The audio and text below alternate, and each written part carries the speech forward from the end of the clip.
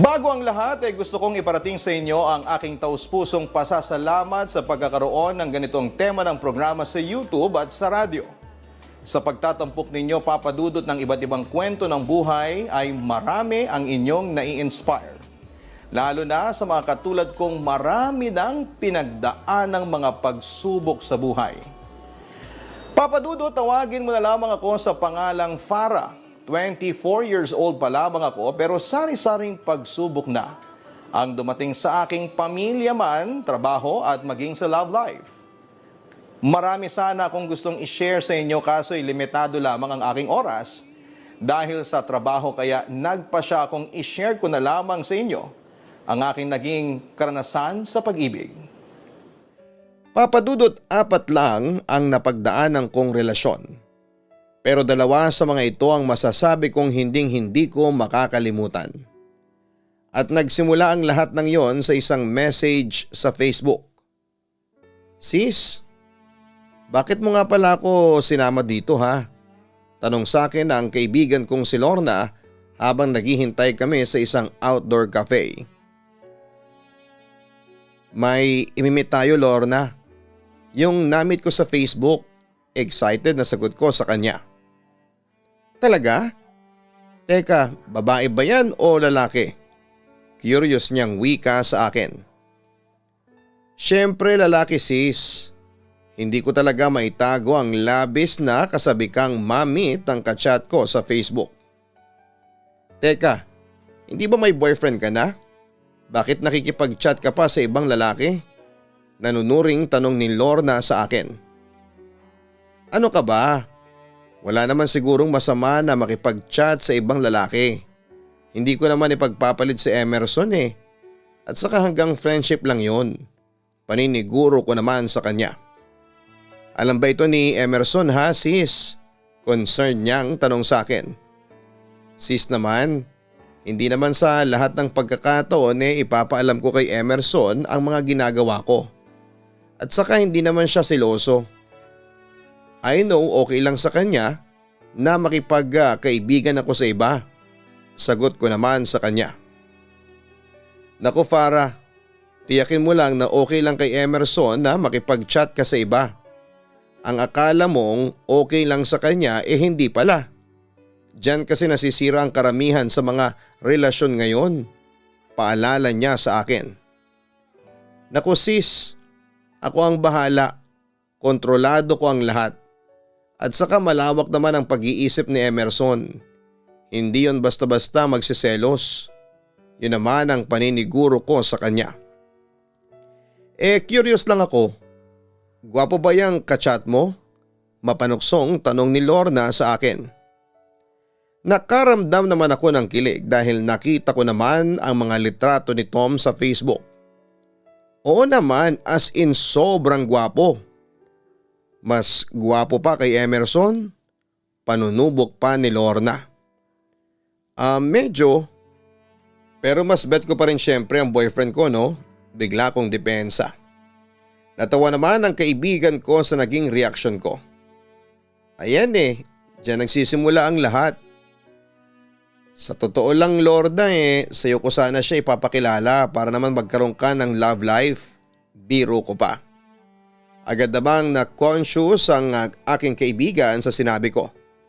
"Ay kaloka, binablind date mo ba ako? Naku Farah, tigilan mo ako ha." Nagpatuloy pa ang kwentuhan namin ng ilang minuto hanggang sa natanaw namin ang isang lalaking palapit sa amin. Napangiti ako dahil sigurado akong si Tom na yon. Agad namin siyang binati at nagpakilala si Lorna. Tama pa lang sinabi ni Farah, ang pogi mo. At ang boses mo grabe ang deep. Puri pa ni Lorna sa bagong kaibigan ko. Nga pala, curious lang ako. Ilang linggo o buwan na kayong magka-chat itong best friend ko ha? Almost a month na. Pero ngayon lang ako nakipag-meet sa kanya. Hindi kasi ako basta-basta nakikipagkita sa mga ka-chat ko. Kinikilala ko muna sila. Nakangiting sagot pa ni Tom. So, ano naman ang masasabi mo sa ganda ni Farah? Pasado ba sa taste mo? Pabirong tanong pa ni Lorna kay Tom. Maganda si Farah. Pasado sa taste ko. Kaso taken na siya sayang. May panghihinayang na sagot ni Tom at ramdam ko yon. Samantala napangiti lamang ako sa lalaki at aaminin kong nakaramdam ako ng kaunting hiya o pagka-conscious nang magkatinginan kami. Ako, anong masasabi mo sa ganda ko? Natatawa ang tanong ni Lorna. Wala akong masabi, napakaganda mo, sagot naman ni Tom. Grabe ha, ang bolero mo pala. Anyway, matanong ko lang ha Tom, single ka ba? Natawa si Tom sa tanong na yon ng kaibigan ko. Yes, I'm single pero ready to mingle, sagot pa nito. Pero seriously, hindi ko muna iniisip ang pumasok sa relasyon. Alam nyo naman, inuuna ko muna ang pag-aaral ko. Kayo? Ako single na single pa, walang sabit. Proud na wika pa ni Lorna. Si Farah naman hindi na niya natapos ang kanyang sasabihin nang sitahin ko na siya. Huwag mo na ngang ipangalanda ka na may boyfriend na ako, sabi ko sa kanya. Pero seriously Farah, nangihinayang ka kasi may boyfriend ka na? Tignan mo si Tom, parang Adonis na ibinaba ng langit para magsabog ng kagwapuhan sa daigdig. Panunukso pa ni Lorna sa akin. Nakakahiya naman Lorna, hindi naman ako sobrang gwapo. Nahihiyang sagot ni Tom sa kanya. Ngunit hindi nagpatigil si Lorna sa mga diretsang tanong niya. Pero Tom, kung sakaling pahihintulutan ng panahon, sino sa aming dalawa ang gusto mong maging girlfriend? Ako o si Farah? Uy, mahiya ka naman kay Tom, saway ko. Kung sakasakaling papipiliin ako sa inyong dalawa? Siguro si Farah, sagot ni Tom habang nakatingin siya sa akin. Nang magkatinginan ulit kami, bigla siyang kumindat at nagpa-cute sa akin. Tumawa lamang si Lorna sa kanyang narinig, pagkatapos ay bumaling siya sa akin. Sige Farah, ikaw na ang maganda, sabi pa niya sa akin. Papa Dudut, at the time ay meron nga akong boyfriend, si Emerson. He's my boyfriend since 4th year high school. Noong dumating si Tom ay almost 3 years na kami noon ni Emerson. And I thought na hindi matitibag yon. Pero nagkamali ako dahil simula nang dumating si Tom ay lumamlam ang pagtingin ko sa boyfriend ko. Ewan ko ba Papa Dudut, pero ganon ang naramdaman ko. Siguro dahil sa hindi siloso si Emerson, kaya parang na-bored ako. Ang mga babae naman mas gusto ang isang lalaking marunong magselos. Doon natin kasi nararamdaman kung gaano nila tayo mahal at pinapahalagahan. At sa kaso namin ni Emerson ay parang wala lang. Sa totoo lang Papa Dudut ay nag-decide ako makipag-chat sa ibang lalaki para alamin kung anong magiging reaksyon ni Emerson. Pero hayon, okay lang sa kanya.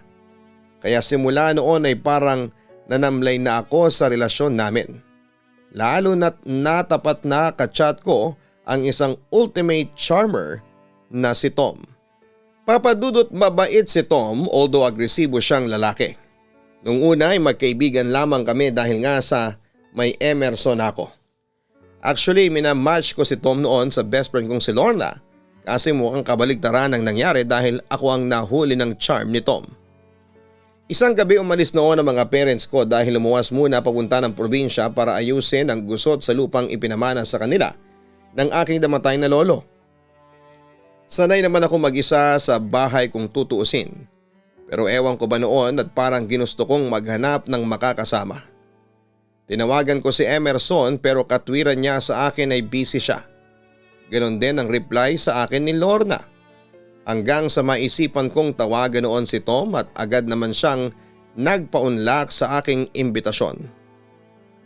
Alam mo ba, special someone kita, pag-amin ni Tom sa akin. Special someone? Naguguluhan kong tanong sa kanya at gusto kong makasigurado kung ano ba talaga ang ibig niyang sabihin. Oo, special someone, special friend, ganun. Sagot naman niya sa akin. Medyo nalungkot lamang ako kasi I expected more than that. So mag-isa ka lang ngayon? Tanong niya sa akin.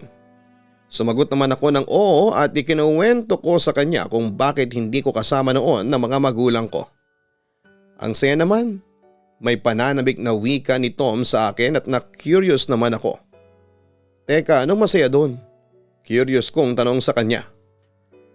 Ako kasi, mas gusto kong nag-iisa lamang ako sa bahay para malaya kong magagawa ang gusto ko. Masarap kayang mag-sarili.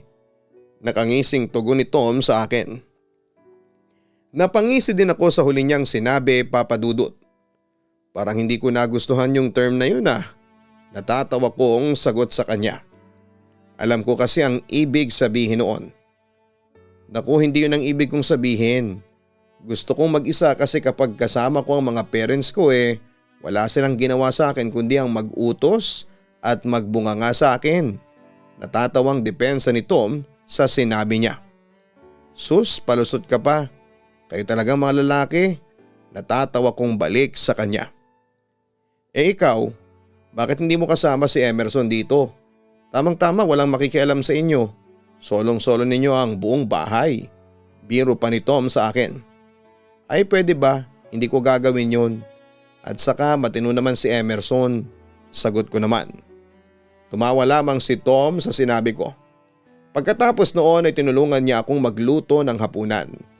At pagkatapos ay nanood kami ng movie.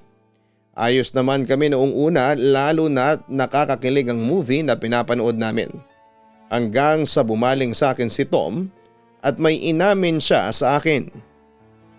Farah, mahal na mahal kita. Kaya nga naaasar ako kay Emerson at hinihiling ko nga madalas na sana'y mag-break na kayong dalawa. Ang sama ko no, natatawa niyang sabi sa akin pero alam kong totoo yon. Pero Tom, may boyfriend na ako. Nakukonsensya kong sagot sa kanya. Ang tanong mahal mo pa ba si Emerson? Panunubok niya sa akin. Farah, kung ako sa iyo ay magpakatotoo ka na. Sundin mo kung ano ang nararamdaman mo. To, mahal ko si Emerson. Nakukonsensyang sabi ko. Pero deep inside ay alam kong hindi yon ang sinasabi ng puso ko. Hindi mo mahal si Emerson. Nararamdaman ko yun. Giit ni Tom sa akin. Pagkatapos ay lumapit siya sa akin at sinubukan niya akong akitin. I love you, Farah. Kaya kong higitan ang pagmamahal sa iyo ni Emerson. I swear. Napalunok lamang ako sa tuksong hatid ni Tom. I admit gusto ko nang bumigay sa kanya dahil doon ko na-realize kung gaano ko siya kagusto. Huwag mong pigilan ang sarili mo. Isipin mo na lamang na binaba ako ng langit para makasama mo ngayong nag-iisa ka. Pangaakit pa niya sa akin. At doon nga tuluyan ko nang ibinigay kay Tom ang aking pagkababae na ipinagkait ko noon kay Emerson. Papa Dudut, simula noong mayroong mangyari sa amin ito may na-realize ko na may puwang na siya sa puso ko. Dahil doon ay natuto na akong magtaksil kay Emerson. Hindi naglaon ay unti-unti ko nang na-realize na mas mahal ko na si Tom kesa kay Emerson. Kaya hindi na ako nagdalawang isip noon na makipaghiwalay sa boyfriend ko. Pero Papa Dudut, noong mga panahong yon ay hindi matanggap ni Emerson ang lahat. Kaya patuloy siya noon na naghahabol sa akin. Nagbabaka sakaling mabawi niya mula kay Tom ang puso ko. Samantala patuloy na nangungulit si Emerson sa akin.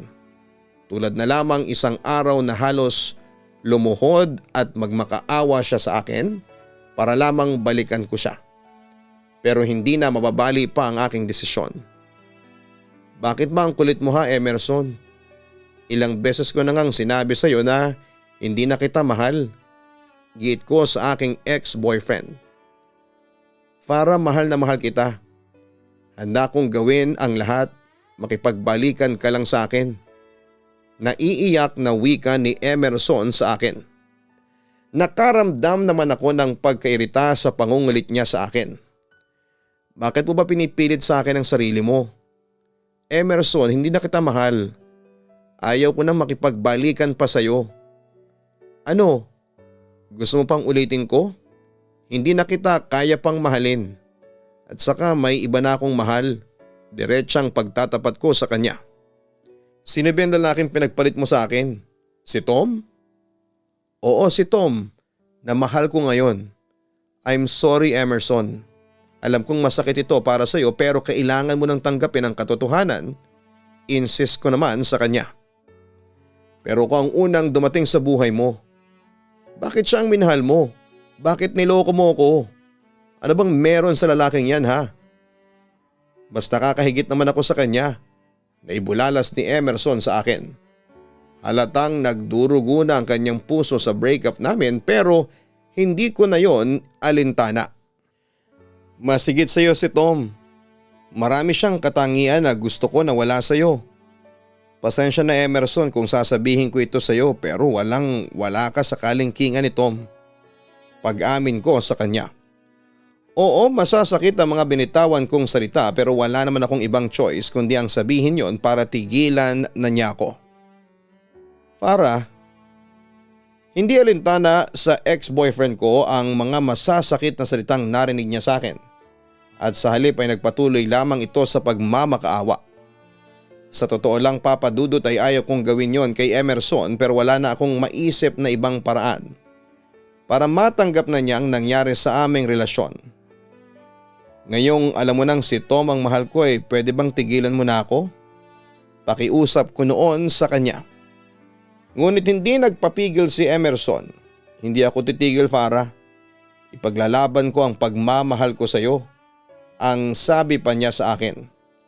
At dahil sa walang patutunguhan noon ng aming pag-uusap, ay nagpa siya na lamang ako na umalis at iwan siyang umiiyak.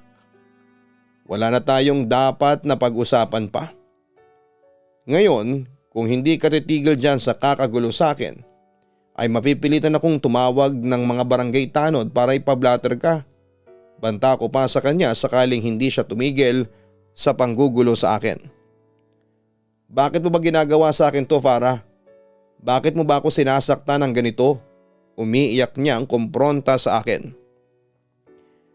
Hindi ko kasalanan ang masaktan ka kasi kung tutuusin ay ikaw ang may kasalanan kung bakit ka nasasaktan. Sagot ko. Nagpapakatotoo lang ako sa mga nararamdaman ko. Hindi na kita mahal, period. Diin ko pa sa kanya. Papadudot pagkatapos noon ay ilang panggugulo pang ginawa ni Emerson bago niya ako tuluyang kinalimutan. Sa kabilang bandaya aminin ko na nakonsensya ako sa ginawa ko kay Emerson. Pero hindi ko intensyon na saktan siya. Nagkataong nawala na ang pagmamahal ko sa kanya at gusto ko lang makawala sa relasyon namin kaya ko nagawa yon. Papadudot kinalaunan ay nakalimutan ko na rin si Emerson sa tulong ni Tom. Binaling ko kay Tom ang lahat ng pagmamahal na ibinigay ko sa ex-boyfriend ko. At dahil sa nararamdaman kong mahal na mahal din niya ako, ay hinayaan ko na lamang ang sarili ko na gawin siyang mundo ko. Papadudot minahal ko si Tom higit pa sa buhay ko. Naging masaya naman ako sa piling niya dahil damang-dama ko naman ang pagmamahal niya sa akin. Kaya nga hindi ko na namalayan pa noon ang paglipas ng mga taon. Nakapagtapos kami ni Tom sa kolehiyo at nagkaroon ng trabaho. Siya sa isang call center nakahanap ng trabaho habang ako naman ay naging teller sa isang bangko. Tapos nagdesisyon rin kaming mag-take ng master's degree at naging magkaklase pa nga kami. Pero papadudot dahil sa pareho kaming concentrated sa trabaho ay nawalan kami ng panahon sa isa't isa. Hanggang sa dumating ang panahon na nanamlay ang relasyon namin ni Tom. At nakakutob na rin ako na meron siyang pinagbabalingan ng kanyang atensyon. Galit ako sa iyo Tom. Bakit? Pinagmukha mo akong tanga. Pinaglilihiman mo ako. Kumpronta ko sa kanya isang araw. Hindi kita maintindihan. Pinaglihiman? Nagtatakang wika niya sa akin. Hindi mo pa ba sasabihin sa akin ng totoo? Kumpronta ko pa ulit sa kanya. May nadiskubre kasi akong sekreto niya at gusto ko siyang mismo ang magsabi noon sa akin. Para, please naman, teka. Nagsiselos ka ba? Sino naman bang pinagseselosan mo? Concern niyang tanong sa akin. Gusto mo ako ang magsasabi sa'yo? Sige, sasabihin ko. Nagde-date pala kayo ni Lorna. Naibulalas ko sa kanya sa sobrang galit at selos. Para wag mo naman lagyan ng mali siya yon. Friendly date lang yon, katwiran sa akin ni Tom. Friendly date?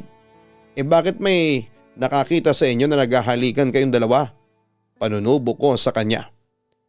Friendly kiss lang yun, giit niya sa akin. Friendly kiss? Tapos anong susunod dyan? Friendly sex? Lalong nag-init noon ang ulo ko sa kanya. Para naman, saway sa akin ang boyfriend ko. Alam mo namang may girlfriend ka na, Tom. Bakit mo pa ginawa yun? Hindi ako tumigil noon sa pagkumpronta sa kanya. Akala ko kasi okay lang sa'yo na lumabas kami ni Lorna since mag-best friend naman kayo. Katwiran niya sa akin. Kahit na, Tom, kung tutuusin, hindi nyo na kailangan pang lumabas ni Lorna. Tom, girlfriend mo ko. At saka kahit na sabihin na nating walang mali siya ang paglalabas-labas ninyo ang pangit pa rin tingnan kasi may girlfriend ka na. Lalong tumindi ang pagsiselos ko noong mga sandaling yon. Huminga naman ng malalim si Tom bago muling nagsalita. Okay, hindi na kami lalabas pa ni Lorna. Huwag ka nang magselos. Ngunit hindi pa rin ako tumigil noon. Hindi ko maiwasan ang magselos kasi mas sweet ka pa kay Lorna kaysa sa akin. Anong gusto niyong isipin ko, ha? You know what? Nagdududa na ako na baka nagtataksil kayong dalawa sa akin. Ang pag-aakusa ko pa sa kanya. Hindi ako nagtataksil sa'yo, giit niya. Sorry, hindi na mauulit yon. At para manahimik ka na, susunduin na kita. Hindi na ako makikipag-date kay Lorna o kahit sa kaninong babae, pangako. Ang sabi pa niya sa akin. Papadudot na alala ko tuloy noon si Emerson. Kung ang ex-boyfriend ko ay pinayagan niya akong makipag-chat sa ibang lalaki, ako naman ay hindi ko pinayagan si Tom na makipag-textmate sa ibang babae. Lalo na sa aking best friend na si Lorna. Naging sobrang close kasi ang boyfriend ko at ang best friend ko at ayaw ko yon. Hindi ko tuloy maiwasan na magselos na siyang pinag-uugatan ng mga tampuhan namin ni Tom. Sa kabilang banda ay kahit na ayaw ko ay tinuloy pa rin ni Tom ang komunikasyon nila ni Lorna at inilihim yon sa akin ng boyfriend ko. Kaya nga papadudot wala akong kaalam-alam na unti-unti na palang nawawala si Tom sa akin.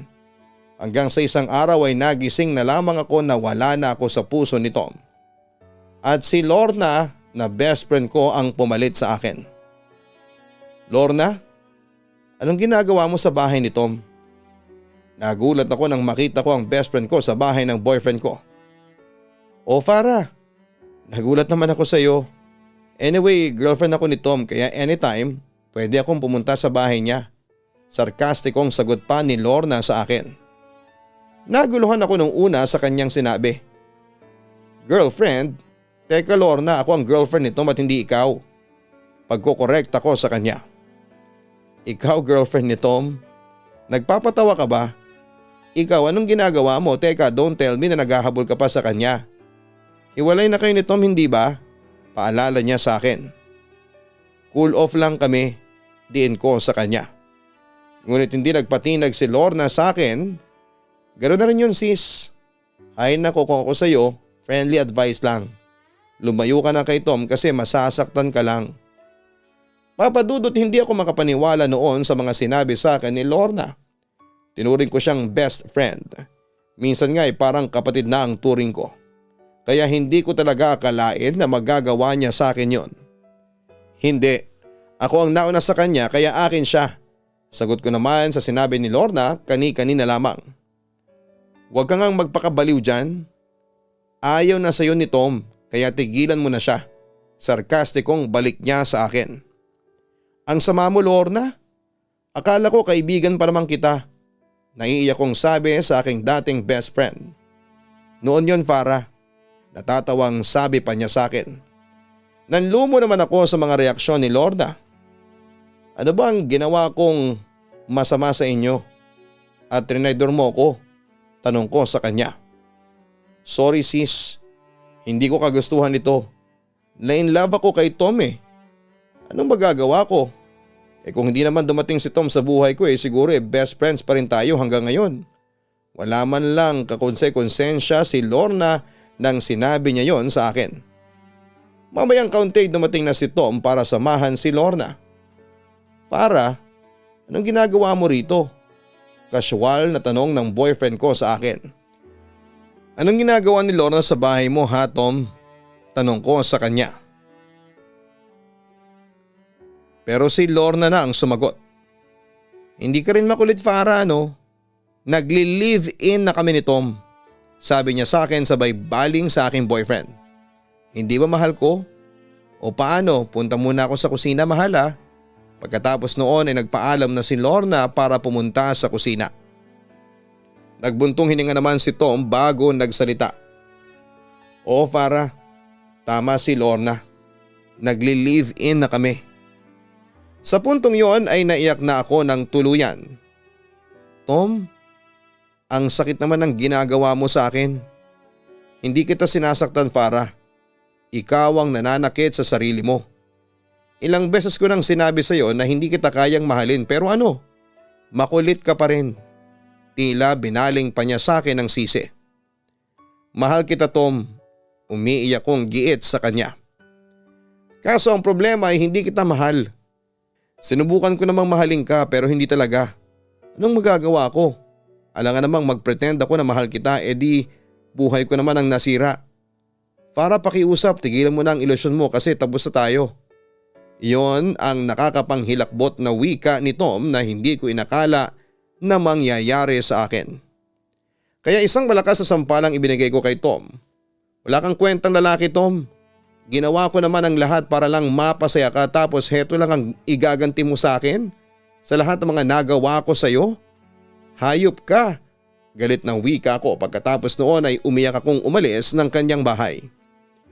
Papadudot wala na ako nagawa noon kundi ang pakawalan na lamang si Tom. Kahit na anong kasing paghahabol noon ang gawin ko ay hindi ko na mababawi pa ang boyfriend ko. Pero hindi ko kagad natanggap ang katotohanan hindi na ako mahal ni Tom. Ang lalaking ginawang mundo ko papadudot sobra akong na-depressed. Hindi kagad ako naka-move on dahil punong-puno ng galit ang dibdib ko.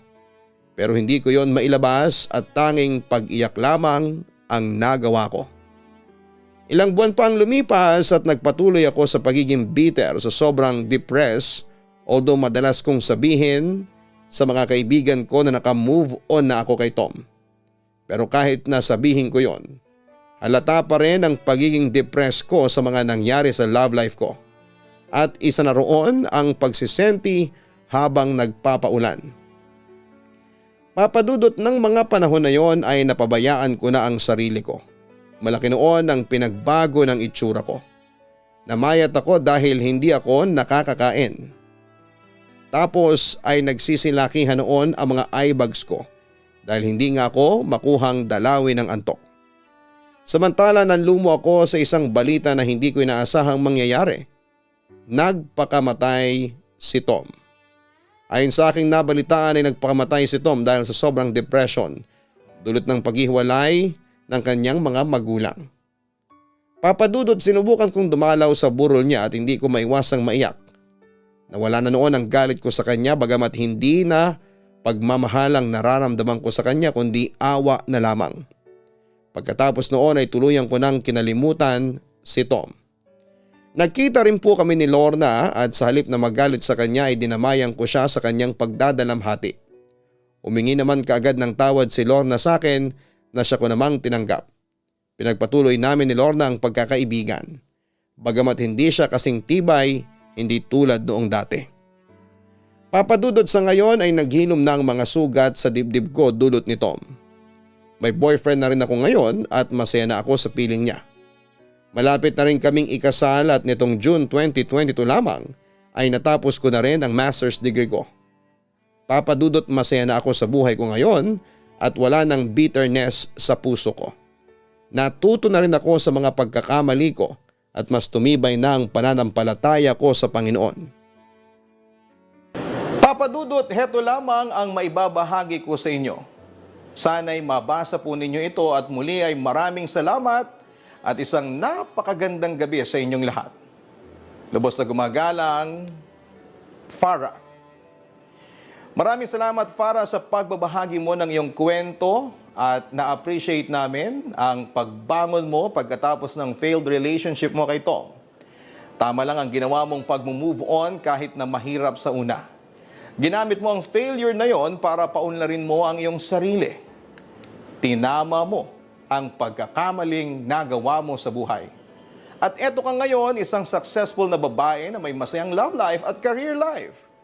Sa mga ka-online natin na meron kaparehong experience tulad ng kay Farah, isipin natin na ang failures, lalo na ang relationship ay bahagi lamang ng ating learning process sa buhay.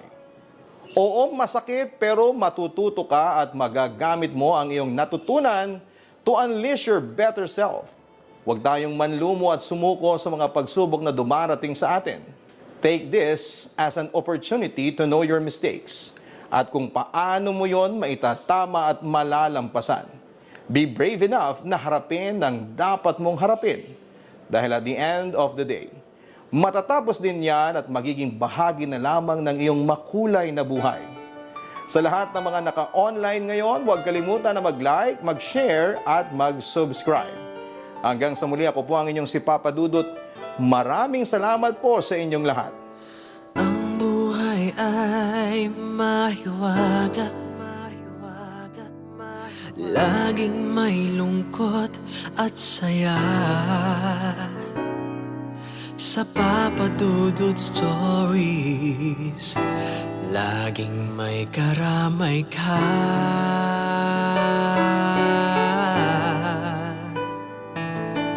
Mga problemang kay bigat, dito ay pakikinggan ka.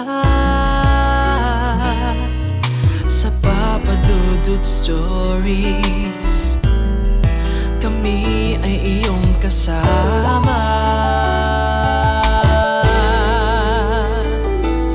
Dito sa Papa Dudut Stories, ikaw ay hindi nag-iisa.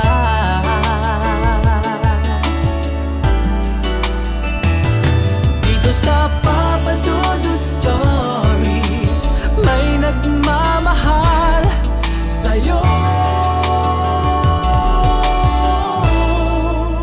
Papa Dudut Stories, Papa Dudut Stories.